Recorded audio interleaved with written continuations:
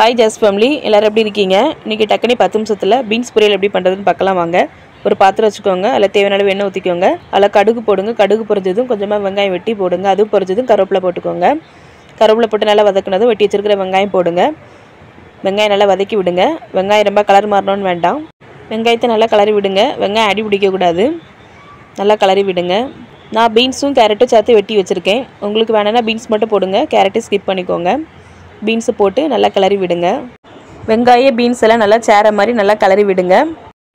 நல்லா கிளறி விட்டுட்டு கொஞ்சம் லைட்டாக தண்ணி தெளித்து ஒரு 5 நிமிஷம் மூடி போட்டு வேக வைங்க. இப்போ நம்ம திறந்து பார்க்கலாம். அடி பிடிக்காமல் இருக்கிறதுக்கு தான் கொஞ்சம் அப்படி அடிக்கடி திறந்து பார்த்து லைட்டாக கிளறி விட்டுட்டு மறுபடியும் மூடி வைங்க. ஏன்னா நம்ம தண்ணி ஊற்ற மாட்டோம்னா, தண்ணி தெளித்து தான் கிளறி விட்டுட்ருக்கோம். இப்போ பாதி அளவுக்கு வந்துருச்சு. இந்த டைமில் நம்ம கொஞ்சம் தேவையான அளவு உப்பு, ஒரு 1/2 டேபிள் ஸ்பூன் மஞ்சத்தூள் போட்டு மறுபடியும் நல்லா கிளறி விட்டுக்கோங்க. இப்போ இதை நல்லா கிளறி விட்டுட்டு இந்த மறுபடியும் ஒரு 5 நிமிஷம் மூடி வைங்க. அந்த டைமில் நம்ம தேவையான மசாலா அரைச்சிட்டு வந்துடலாம்.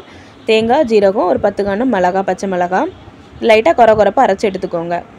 இப்போ நம்ம திறந்து பார்க்கலாம். பாருங்கள், நல்லாவே வந்துருச்சு. இந்த டைமில் நம்ம அரைச்சி வச்சுருக்க மசாலாவை அதில் போட்டு நல்லா கிளறி விடுங்க. தேங்காயோட பச்சை வாசனை போகணும். நல்லா பீன்ஸு, கேரட்டு, வெங்காயத்தோடு நல்லா கிளறி விட்டுட்டு மறுபடியும் ஒரு 5 நிமிஷம் மூடி வைங்க. எல்லோரும் ஒவ்வொரு விதமாக பீன்ஸ் பொரியல் பண்ணுவாங்க.